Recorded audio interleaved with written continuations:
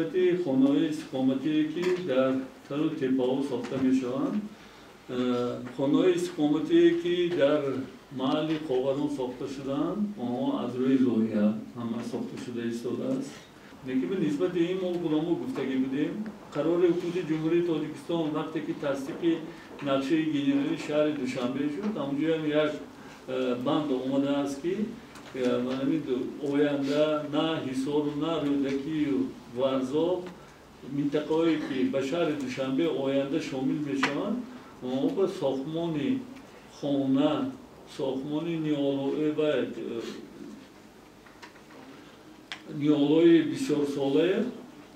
نشینانند گفته همین خیلی یک لایحه قرار بهم آمدگی ما همین 2-3 سال باز نسبت همین قانون بیرون‌کنی که از طرف ناحیه رودکی که همونجا خانه‌های استقامتی بسیار ساخته شدن معلومات همش هم بودی جمهوری تاجیکستان پیشنهاد کردیم پرکوراتور گنرالی تفتیشات گذراندگی بود و خاک‌ها ساختن ممکن نیست خاک‌های فرورانده هستند اما آینده و خانه‌ها همش میرند خود به خود آینده میرند و خانه‌ها شدنش ممکن نیست یا اینکه چهله که مثلا با منطقه شهر دوشنبه داخل میشه